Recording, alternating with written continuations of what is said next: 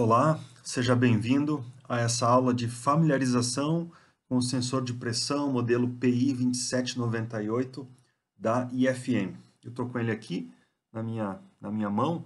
Ele é totalmente feito de aço inoxidável, ele é feito para ser utilizado na indústria de alimentos e de bebidas. Ele tem aqui uma conexão de 1 polegada, rosca gás, rosca BSP, e aqui tem o display, os botões, aqui alguns LEDs indicadores. Então eu vou falar sobre esse sensor aqui. Ele é um sensor de pressão, a principal aplicação dele é para acabar medindo o nível, né?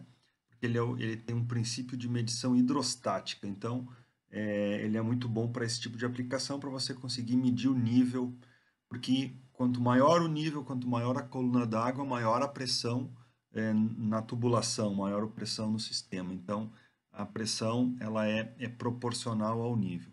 Aqui olhando o limite, né, o PI 2798, ele tem um limite de até 250 milibar. Então, o que seria, mais ou menos, para a gente ter uma ideia, o que seria 250 milibar de pressão? É 1/4 de bar, né? E aí, se a gente olhar aqui, polegadas de H2O, né? Polegadas de água, é 100 polegadas, como se fosse uma altura de 100 polegadas de água. 100 polegadas de água equivale a mais ou menos 2.540 milímetros de água, né? Então, a gente está falando aí de uma coluna de água mais ou menos de 2,5 metros. Então, esse seria esse limite, essa faixa de medição desse sensor. E já que a gente está falando de medição de pressão hidrostática, né? A posição de medição desse tipo de sensor, o manual indica essas 5 posições, né? Porém, a posição 5 aqui ela não é indicada, né? Então, aqui diz assim, o aparelho não pode ser montado no ponto mais baixo do tubo ou do reservatório, né? Por quê? Porque aí, se ele ficar nessa posição, não vai permitir que o material seja escoado, né, na área de medição. Então, por quê? Porque a área de medição é aqui na ponta, né? Ela tem uma membrana aqui, tá? E aí, se você deixar ele na posição vertical, pode ficar material depositado aqui na membrana, né? E pode vir a danificar essa membrana. Normalmente, esse tipo de sensor de pressão, ele tem internamente, né, na parte de trás da membrana aqui, ele tem um transdutor piezoelétrico.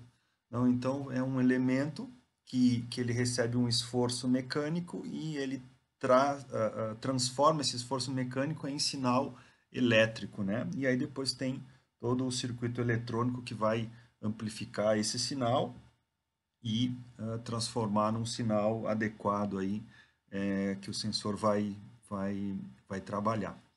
Então, essa posição 5 não é indicada. Algumas características aqui desse nosso sensor de pressão. Então, a função é medição de pressão, né? Principalmente na indústria alimentícia de bebidas, né? Porque ele é todo encapsulado aí em aço inoxidável. Ele tem grau de proteção IP69K, né? Por quê? Porque dentro da indústria de alimentos, por exemplo, no final de cada turno, toda a máquina, todo o equipamento, ele precisa passar por uma lavagem, né? Essa lavagem ela é feita com água quente e com detergente. Então, o grau de proteção adequado para os elementos desse tipo de aplicação é o IP69K. O range de trabalho, como eu mostrei ali, ele é até 250 milibar. O princípio de medição é hidrostática. A temperatura de trabalho, então, é de menos 25 a 80 graus Celsius. A alimentação, a tensão nominal é 24 volts, porém ele pode trabalhar aí de 20 a 32 VDC. E, além dos 2 pinos de alimentação, nós temos mais 2 saídas aí. O pino 2 pode ser um sinal digital ou um sinal analógico em corrente, e o pino 4 pode ser configurado como um sinal digital ou o sinal de I/O Link. Aqui algumas informações mecânicas, então todo dimensional aqui desse sensor, né? Aquela rosca que eu mencionei antes, onde ele vai fazer o contato com o processo, né? Então uma rosca gás aí, de 1 polegada, e eu tenho aqui os elementos 1, 2 e 3, né? Então o 1 é o display, tem um display alfanumérico de 4 dígitos, o 2 são os LEDs aqui de status e tal, e o 3 são os botões para poder alterar e visualizar os parâmetros e alterar os parâmetros.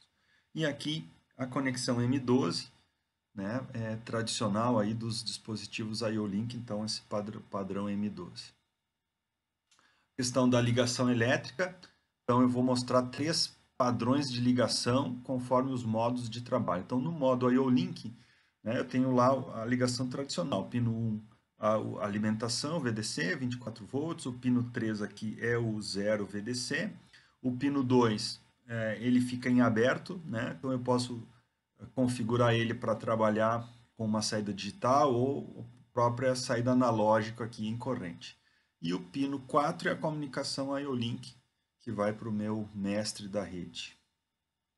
Eu posso, se eu não estiver trabalhando no modo IO-Link, né, se eu estiver trabalhando no modo sensor normal, ele pode ser utilizado na configuração a 2 fios apenas, né? Então você tem uma alimentação aqui no pino 1 e o pino 2 ele vai enviar um sinal de 4 a 20 ou de 20 a 4 miliamperes. Tá? Então essa é uma forma de trabalho.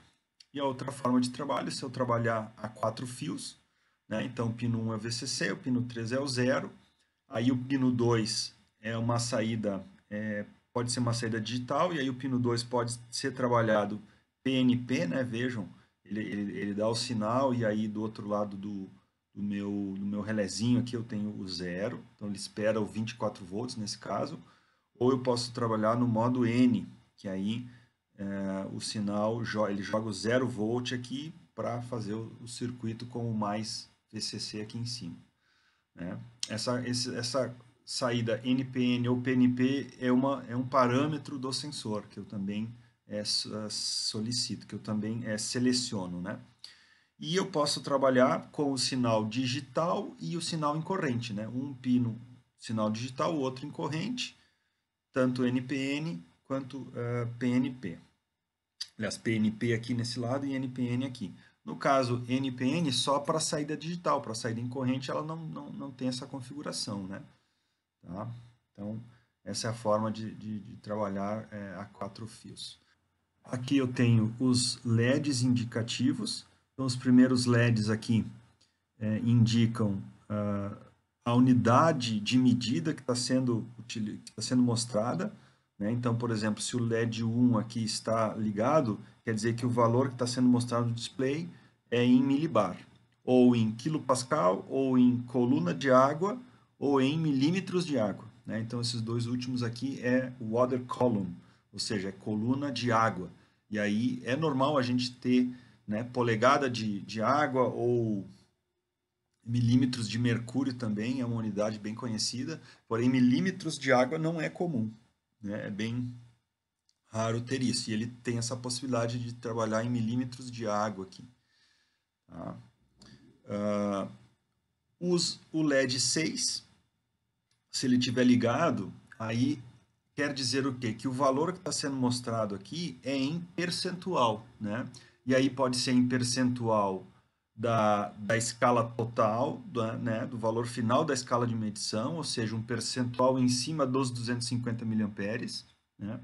Ou pode ser um percentual da escala ajustada para a saída analógica. Então, esse sensor ele é escalável, eu posso trabalhar numa escala diferente da escala total do sensor, né? E aí esse percentual é em cima desse valor escalável.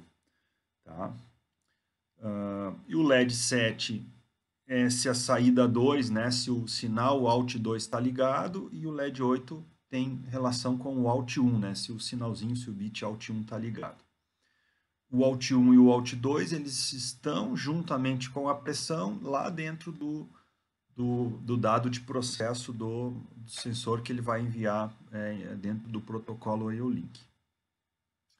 E a indicação 9 aqui é o display, né? Então é um display aí de 4 segmentos, né? Então ali é feita a exibição da pressão do sistema ou dos parâmetros.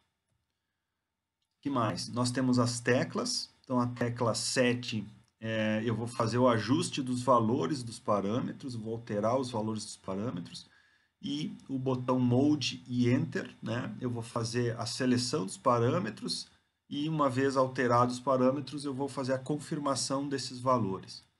Tá? Então, isso é toda a parte da operação aqui no próprio sensor. Em relação às saídas digitais Alt1 e Alt2, ou aos sinais digitais Alt1 e Alt2 que estão lá dentro dos dados de processo IO-Link, né, a gente pode trabalhar com eles de duas formas. Ou no modo esterese, que é esse desenho 1 aqui, ou no modo janela. No modo esterese, eu vou ter dois valores, o valor que o sinal vai ser ligado e o valor que o sinal vai ser desligado. Isso se eu estiver trabalhando no modo Normally Open. Então, o HNO quer dizer Esterese Normally Open. Então, nesse caso, quando o valor chegar ao valor de set point, a saída vai ser acionada, aqui o bitzinho vai ser acionado, né? E aí, quando o valor baixar, né, do valor de desligamento aqui do RP, aí que eu vou desligar o sinal. Se eu estiver trabalhando no modo Normally Closed, então o valor está sempre em 1, quando o valor aqui de pressão chegar no set point, ele vai desligar, e quando ele baixar do valor de desligamento, ele vai ligar. Né? Então eu tenho aqui um ponto de ligar e um ponto de desligar. E o segundo modo é o modo janela. Né? Então vamos lá, modo janela Normally Open, é o FNO. O que quer dizer isso? Que esse valor aqui, esse valor vai ficar em 1 quando a pressão estiver dentro de uma faixa de valor, acima do RP e abaixo do set point. Tá? E o normally close quer dizer o quê? Ele está sempre em 1, ele vai ficar em 0 esse sinal quando o valor estiver dentro da faixa de trabalho, acima do RP e abaixo do set point. Tá? Então, são essas duas formas de trabalho. Uma coisa legal que esse sensor tem é a questão da saída analógica em corrente. Né? Eu posso trabalhar com a saída analógica normal ou com ela no modo escalonável. Então, no modo normal, vejam que eu tenho aqui um valor mínimo e um valor máximo. O mínimo é o MAW e o máximo é o MEW.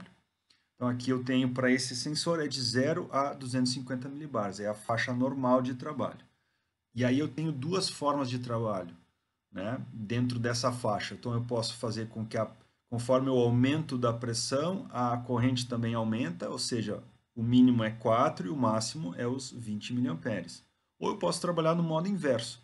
Quando eu tenho a pressão mínima, ele vai estar lá em 20 miliamperes e conforme a pressão vai aumentando, a corrente vai diminuindo. Então, é de 20 a 4 miliamperes. Tá? Então, essa é uma forma de trabalho. E a forma normal, né? Subindo o valor ou descendo. E a outra forma é a faixa de medição escalada, né? Escalonável. Então, digamos que eu não queira trabalhar de 0 a 250 milibar, eu quero trabalhar de 100 a 200. Então, eu vou lá e vou colocar o ASP em 100, o AEP em 200, e aí ele vai trabalhar nessa faixa de 100 a 200, vai jogar o valor de 4 a 20 ou de 20 a 4. Duas observações aqui. A diferença, né, a distância mínima entre o ASP e o AEP, né, ela deve ser de 25% do valor final da faixa. Então, o valor final é 250 mA, 25% de 250 é 62 milibar. Então, a diferença entre esse mínimo e o máximo, né, o valor mínimo tem que ser de 62 milibar. Né, tem que ser ou isso ou mais. Esse é um ponto.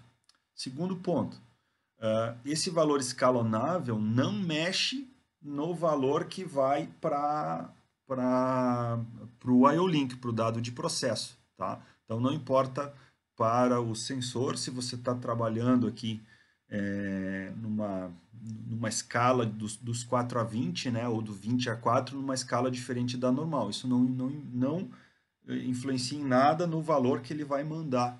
Né? Porque aí, se ele está, por exemplo, mostrando lá 100 milibar no display, ele vai mandar 100 lá para o dado. Se ele está lendo 50 e está mandando 4 miliamperes aqui, ó, né, ele vai estar mandando 50 milibar de pressão lá para o dado IO-Link. Então, nessa parte não tem nenhuma influência.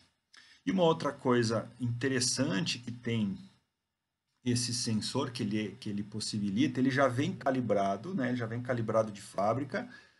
Pelo LR Device, você mexe apenas no valor de offset dele, tá? Porém, nele, você entrando nos menus dele, ele tem lá dois parâmetros, que é o CP1 e o CP2. Tá? Isso são parâmetros, não é um parâmetro iLink, é um parâmetro do próprio sensor. Então, esse parâmetro CP1 e CP2 é uma calibração feita pelo cliente. Então, vejo um aqui, ó, curva dos valores de medição com ajuste de fábrica. Então, normalmente, ele já vem de fábrica, digamos assim, nessa curva aqui, nessa reta, né? Calibrado nessa reta. Ah, mas eu vou querer trabalhar numa outra reta, numa outra faixa, numa outra curva de calibração, né? E aí é possível fazer isso. Então você precisa ensinar para o sensor dois pontos. E aí, ensinando dois pontos, aqui ó, o CP1 linha e o CP2 linha, você passa a trabalhar com uma outra curva de calibração, né? Então, ó, o 2 aqui, ó, curva dos valores de medição após a calibração. Então, você muda essa calibração. E para fazer isso, além de você entrar no menu e entrar no CP1 e CP2, ele também indica você colocar o zero, né? Colocar o offset em zero, né? Então, a calibração do ponto zero, o COF, né? COF, tem influência sobre a calibração da curva dos valores de medição. Então, a recomendação é ajustar o COF para zero, depois calibrar a curva dos valores de medição. Tá? Então, essa é uma indicação. E que mais? Na aula prática, eu vou conectar esse sensor a esse dispositivo aqui. Tá? Então, eu tenho aqui uma seringa, um adaptador, né? Aqui a redução da redução da redução, né? Para chegar até 1 polegada. Então, ele parte de 1 polegada aqui, rosca gás, até chegar numa redução para a minha seringa. Então, por que eu estou fazendo isso, né? Porque a indicação é você não pressionar a membrana com o dedo, que não é legal porque você pode danificar a membrana. Inclusive, se a gente olhar aqui, ó, ele já está mostrando menos 6,4 milibar, sem ter pressão nenhuma, né? Então, quer dizer, já tem um errinho de offset aqui, tá? Mas isso eu vou mostrar com detalhes aí na aula de aplicação. Espero que você tenha gostado dessa primeira aula de familiarização. Nos vemos na próxima aula.